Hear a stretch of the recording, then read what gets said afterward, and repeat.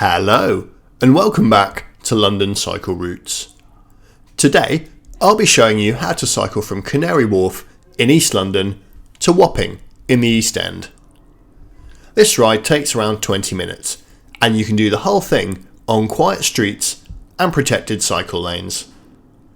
By public transport, the same journey takes around half an hour, so it saves a lot of time to get on your bike.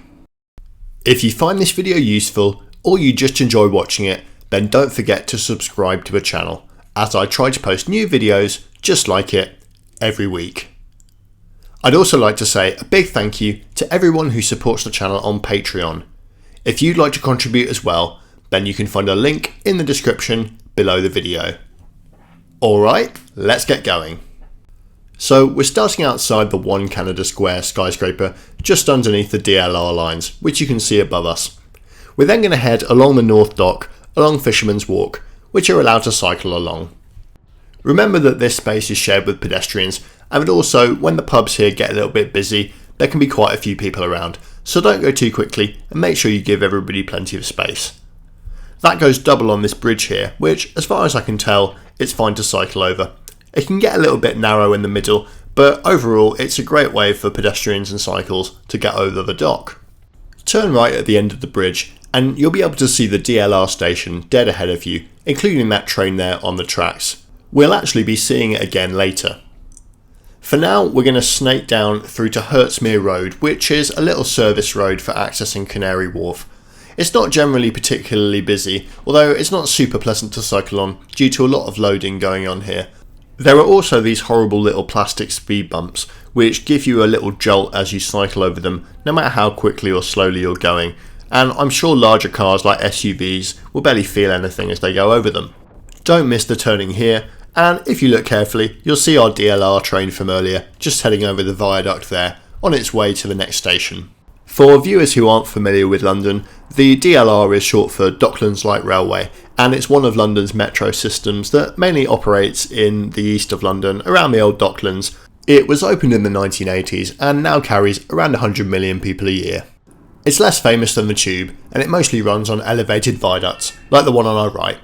The next station, West Ferry, is just here, and while we seem to have missed the train, we can see people who have been on it coming down those steps there, exiting the station. The next stretch of this route is on relatively quiet streets here, the first of which is called Limehouse Causeway. I shot this footage at the tail end of a weekday rush hour, and as you can see it's still dead quiet. That's because this street doesn't really go anywhere for through traffic, so any cars we do see driving on it, and there is the odd one like that one there, is really just accessing any homes or businesses that are accessible from this street. This road here is technically part of Cycleway 3, which is a Transport for London official route. Most of Cycleway 3 is fully protected with segregated lanes running through central London, but when it gets to this section here, it's generally just on the road and it's basically fine, as you can see. There is the odd car, of course, that you do have to watch out for. Coming up in a second, there's a kind of interesting feature. We're about to cycle over a ship lock, which is for getting boats from the River Thames into the Regent's Canal, which is featured in previous videos. There's been a lock on this site just here, which we're about to go over, since the 1820s, but this one actually dates from 1989 when it was rebuilt. It leads directly to the Limehouse Basin at the end of the Regent's Canal, which is now a marina for pleasure craft, but was previously an important dock loading timber, coal, ice and circus animals, amongst other things. If you go to Camden Town in north central London, you'll find a pub called the Ice Wharf, and that's because it was located on the old place where ice was unloaded for businesses in Camden. That ice actually came through the Limehouse Basin here and made its way up to North London on canal barge. As you cycle through St James's Gardens, do be careful. You're supposed to cycle on this left-hand side of the line here, but it's for cyclists in both directions and really is a little bit narrow. So if you see someone coming the other way, just make sure you watch out and give them plenty of space. We then cross this Toucan crossing over Butcher's Row, and we're still on Cycle Superhighway 3 here for now. You'll see someone cycling ahead there with a placard or protest sign slung to their back, I believe that's because I filmed this footage on the day of a strike, I think specifically a university lecturer's strike, so that person will probably be heading for the picket lines. As you can see, we're now on a protected cycle lane, and it's a pretty decent one. It's a little bit on the narrow side, but it really does the job, and you can see it's carrying all sorts of traffic, whether it's people on their way to a picket line, or cargo bikes, or just us. We're going to turn off left from it in a second, and your cue to turn off left is Glamis Road, which is easily identifiable by a red post box on our left, just after this really quite fetching row of Georgian workers' cottages. It's just here, and you can see the post box as we head down. This end of Glamis Road isn't particularly quiet, and I'd actually love to see some improvements to the junction that we're just coming to here, which isn't particularly friendly for cycles. You could remove some of that parking to make it less of a squeeze, and maybe add cycle early starts and protected lanes to filter to the front. The reason I think that is because it links Cycle Superhighway 3, which we were just on, to this road here, which is actually a natural cycle route heading into Wapping town centre. And the reason it's a natural cycle route is because this street is nice and quiet due to the installation of a bus gate a little bit further up. What that means is that at peak times, the only motor vehicles allowed to make a journey through Wapping are buses, and as a result the streets are nice and quiet and really quite decent to cycle on. Really, the only downside for cycling through here is that the streets are cobbled rather than tarmacked, as you can see if you look at the floor. If you're on a road bike with narrow tyres, the ride is pretty bumpy, although I'm on one and it's not the end of the world. It also adds to the sort of oldie worldy feel of some of the streets, which I kind of wish that they'd kept on some of the newer developments here, which aren't quite as attractive. Just coming up on our left here is the London Overground station, which is the main public transport link for getting into Wapping.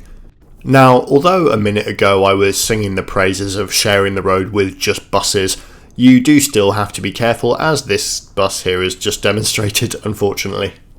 I did have to swerve to avoid that, and I think it also demonstrates quite well the dangers of mini roundabouts on cycle routes. They are not cycle friendly at all, as they encourage people to make really weird manoeuvres in cars that you wouldn't normally expect them to make. If you've not made it down to Wapping before, I really do recommend paying a visit. There are some lovely riverside pubs, and there's also a few interesting sites. So coming up on the street just further up, you'll see some overbridges over the road. These were used to link warehouses together, and so that goods and people could be carried between them. There's a lot more of them in a place called Shad Thames near Tower Bridge, but Wapping does have a few of its own, like those ones that we just went past. I mentioned the bus gate, and if you actually want to see the actual bus gate itself, it's just coming up here at the end of this cobbled section.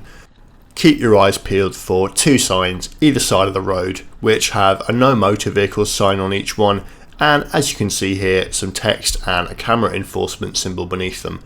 The text says that there's no traffic allowed past that point between 5:30 AM and 10:30 AM and 4 PM till 7 PM. So although it is a timed bus gate, that is actually a pretty wide timing and will really cover most of the busiest times of day. Outside of those times, it should be pretty quiet anyway.